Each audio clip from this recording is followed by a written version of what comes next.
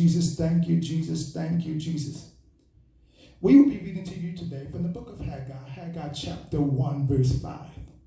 Haggai chapter 1, verse 5. Haggai chapter 1, verse 5 reads as follows. Now, therefore, thus saith the Lord of hosts, consider your ways. Our subject today is be right with God.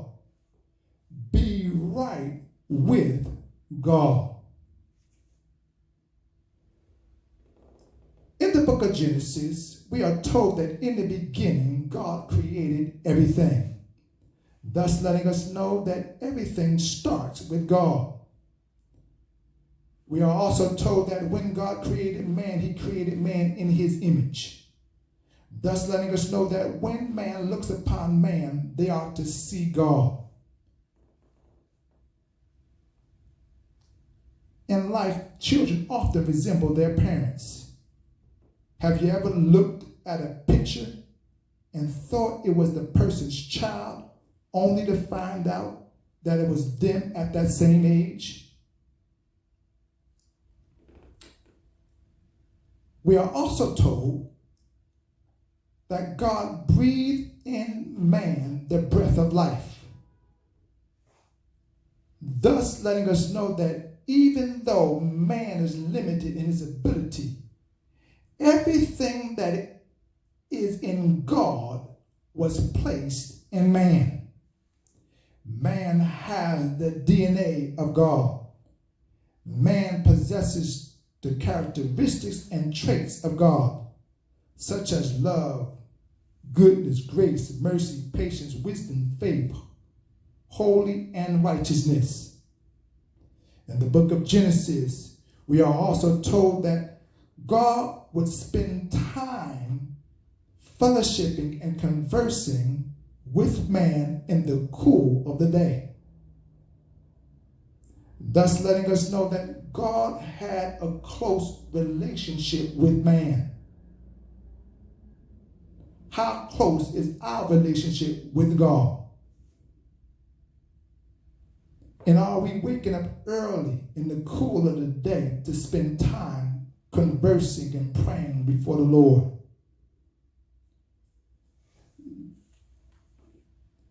In the book of Genesis, we are told that God blessed man with everything that he needed. Thus, man was not lacking anything. We also know that after creating man, God gave man some rules or guidelines to follow.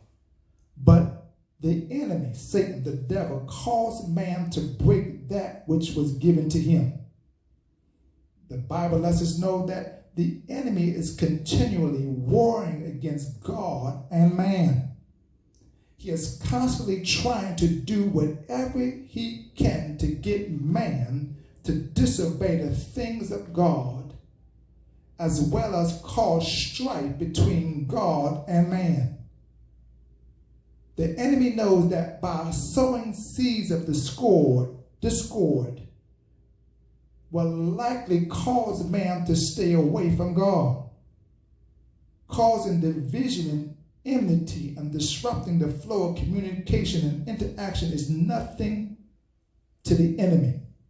So when things start happening in our life, he doesn't mind causing us to feel like we don't need to be in the presence of God.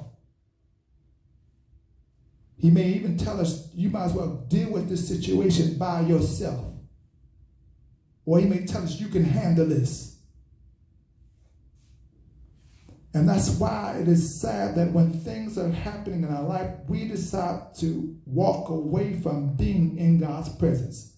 Instead of praying and getting in God's face, we're doing everything else. In order to bring man back into alignment with him, in the books of Exodus, Leviticus, Numbers, and Deuteronomy, God outlined the laws, commandments, and statutes he expects man to follow. despite what was given to man, he has been in a battle when it comes to doing that which is considered pleasing in the sight of God. We know that when man lined up with that which was given to him, God blessed him, and when he turned his back on God, he was not blessed. The blessings of God are broad and cover every aspect of man. It is not limited to just one thing. So when God blesses you, it's not just one type of blessing. Everything that you need to be blessed with, though God, you need God to move on, he is able to do it because you belong to him.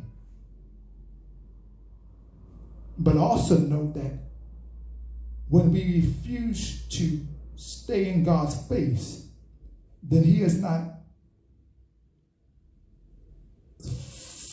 not always willing to move on our behalf.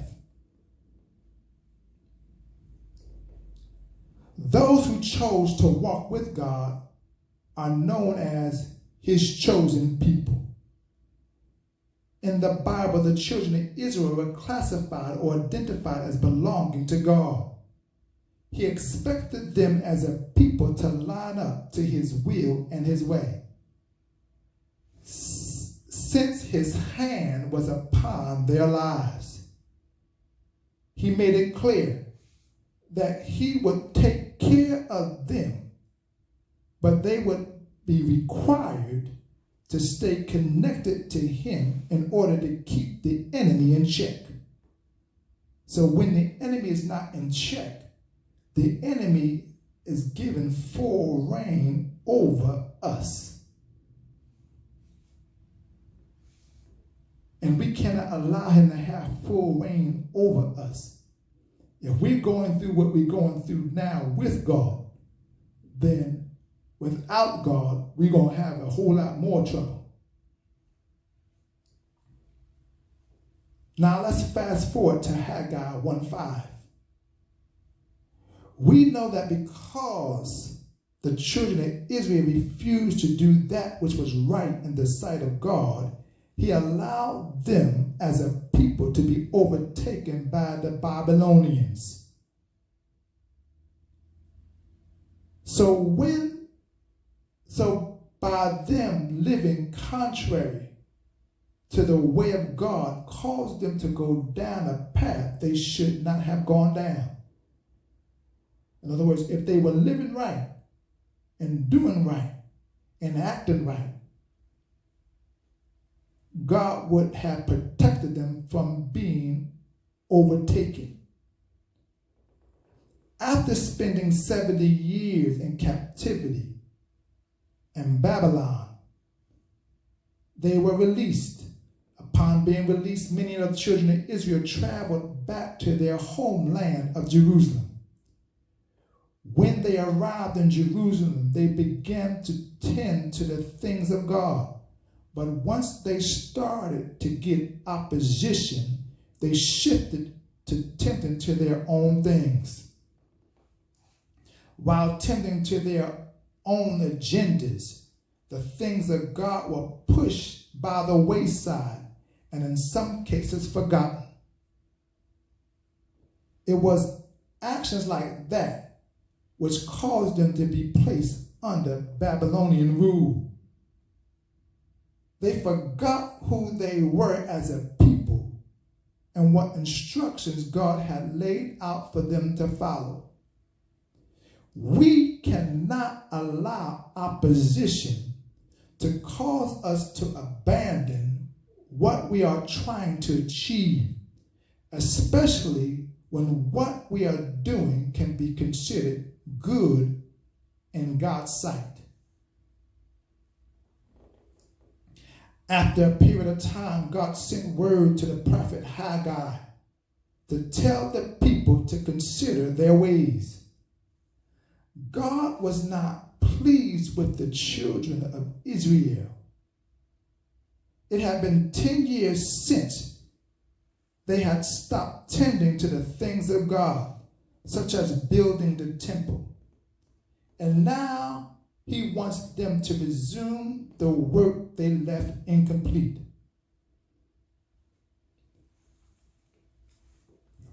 During those 10 years, they were building their own homes, own businesses, own lives, and so on. The prophet Haggai's statement to the children of Israel was a wake-up call for them to get back on track. He had been commissioned by God to not only stir up the people to rebuild the temple, but also to get them to re-examine, revive their spiritual walk with him.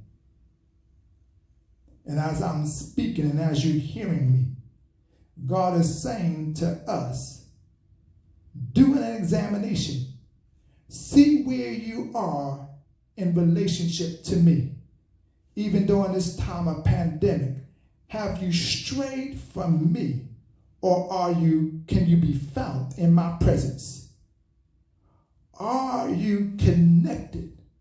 Are you doing what you're supposed to be doing? Even in the midst of all this that's going on around us. And especially because all of this that's going on around us, you should have a desire or a need or understanding that I need to be in God's face. Because I don't know what's going to happen on tomorrow, or matter of fact, I don't know what's going to happen in a few moments from now, based upon all that is transpiring in this season.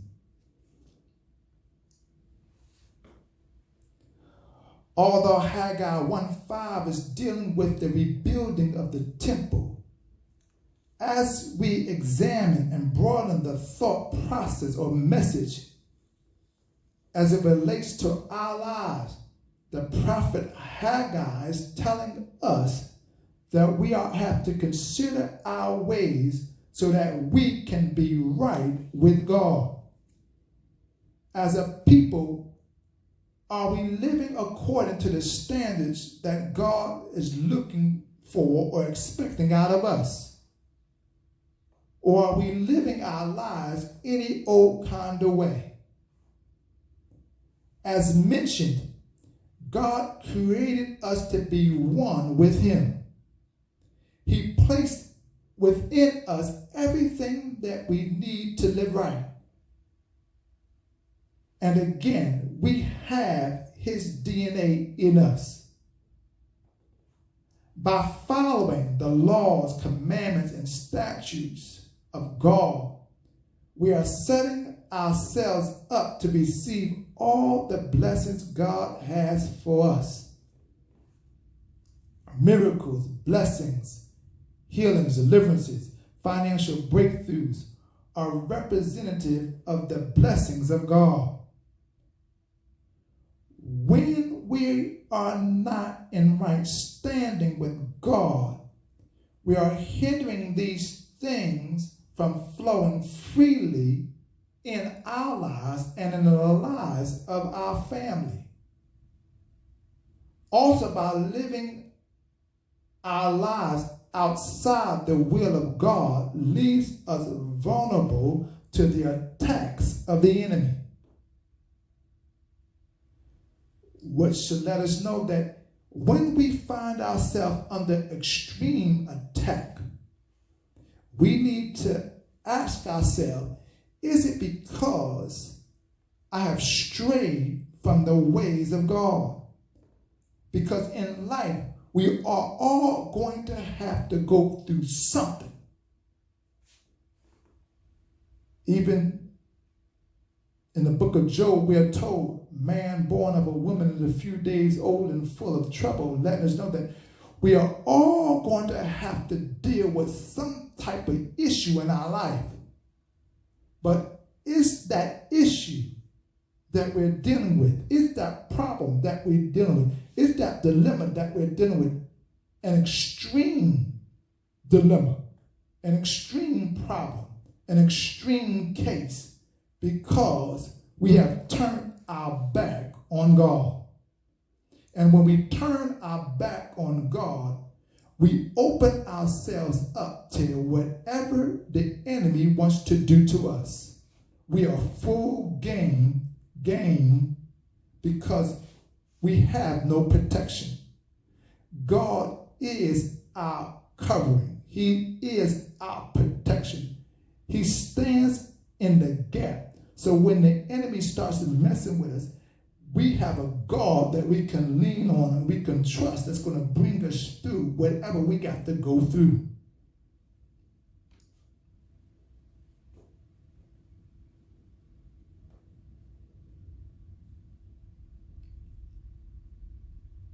As we go through life, we are going to find ourselves dealing with many different issues.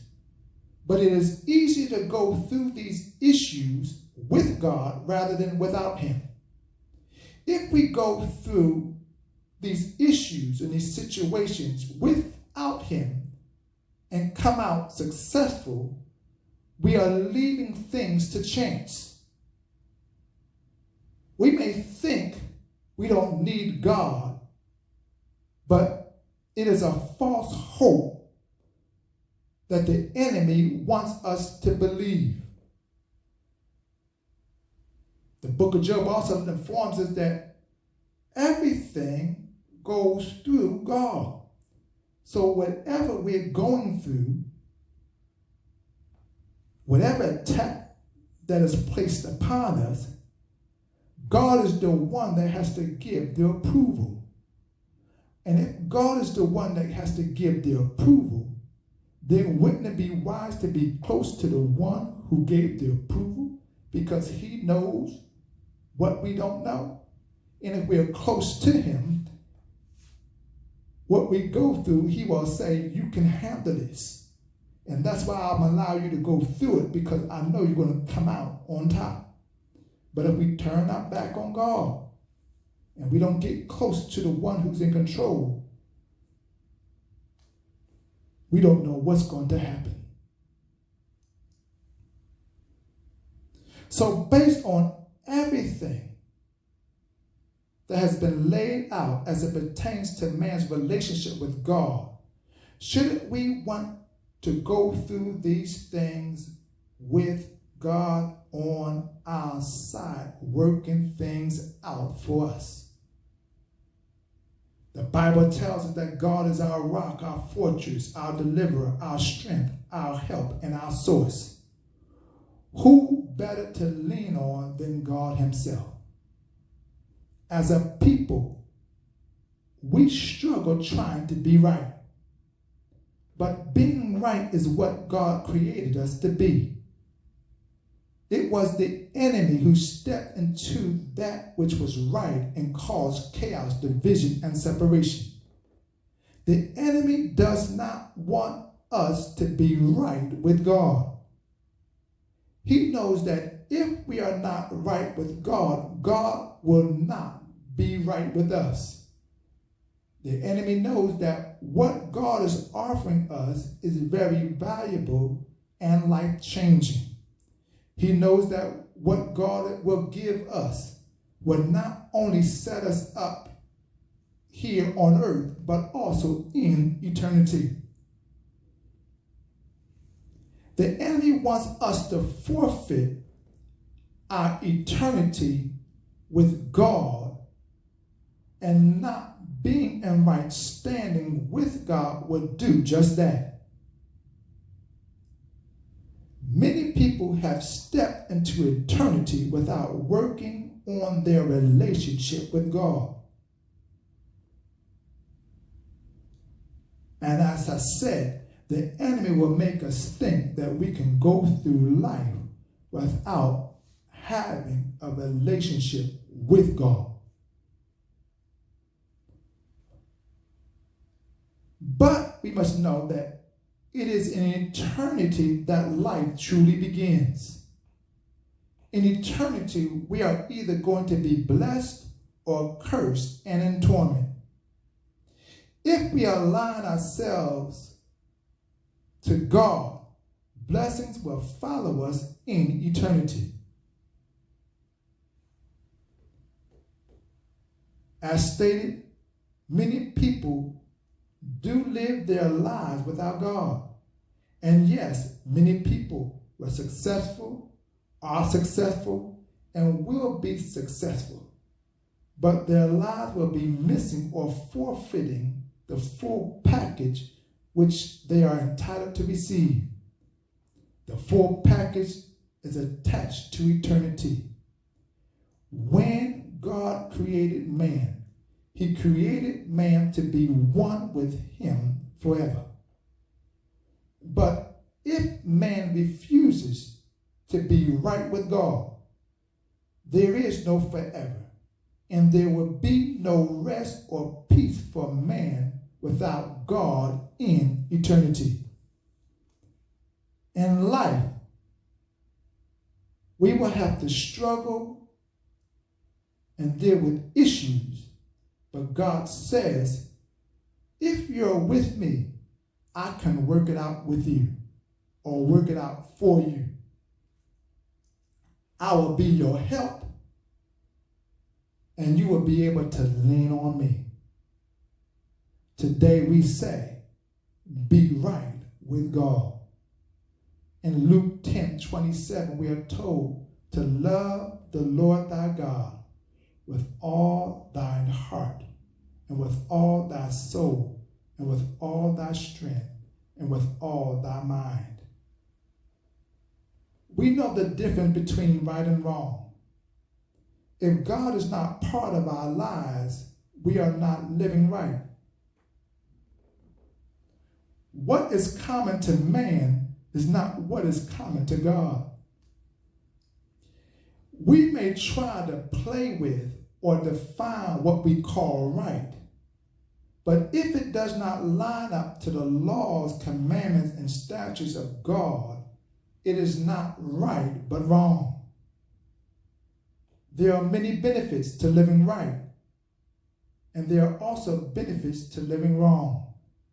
Mark 8:36 tells us, what shall it profit a man if he shall gain the whole world and lose his own soul? We can have it all. Everything that life offers, we can have it. We can live life our own ways. But the life we live now is limited to just over 100 years, while eternity is forever, never ending. Having it all now is nothing if we cannot have it all later. So we have to do the math. 100 years versus forever. 100 years versus forever. Too many have taken the 100 years and have bypassed the forever. We cannot let the enemy to tell us or define who we are. God gave us his laws, his commandments, and statutes to help us in defining who we are. They are not given to us as a punishment. They were tools to help us build a relationship with God. Remember, Haggai 1:5 says, now therefore thus saith the Lord of hosts, consider your ways. We are being told that we need to do an evaluation to determine where we are based on what we have been doing, currently doing, and plan to do. Are we doing those things which are pleasing to us and men, while that which is pleasing to God is left by the wayside? It is easy for us to think about ourselves, but God is letting us know that he is supposed to be a part of the equation. We cannot live our lives without God and expect him to be pleased. Today, my message is, be right with God. And if we want to know how to be right with God, It starts with praying and reading God's word and fellowshipping with other believers and lining up to the things of God, striving to live holy and righteous, which will help us to be right with him. Again, we can't live this life thinking we can have it our way. When God created us, he created us to be one with him. And that's why he's been working on us as a people to get back in alignment with him.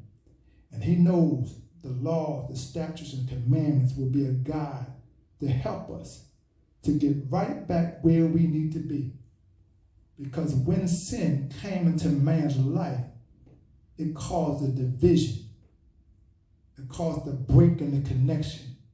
And God is saying, I need you to get back in an alignment with me, because it's not about the life we live now. It's about the life you're going to live on tomorrow. When you step into eternity, I want you to enjoy your life with me. I want to be able to spend time with you, because that's when I created you in my image. I gave you my DNA. You have my characteristics, my traits. Everything that is in me, I planted it in you. And I didn't plant all those things in you to be separate from me. I gave those things so that you can be, because you were one with me. Today, I'm saying, be right with God. Whatever you have to do, you have to understand, I have to be right with God. I want the blessings that God has for me, but the blessings come with those who are right with him. Be right with God. God bless you.